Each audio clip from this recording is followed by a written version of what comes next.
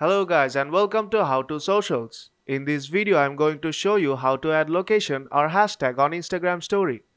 So let's start. First, open the Instagram app. Now long press on your profile picture on top left corner to add a story.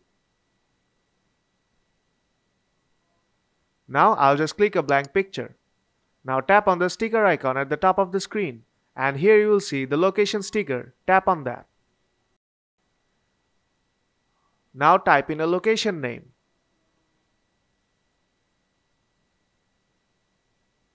You can reposition and resize it as you like. And then tap on the sticker icon again. Now tap on hashtag. Now type in a hashtag you want to use. You can also reposition and resize it as you like.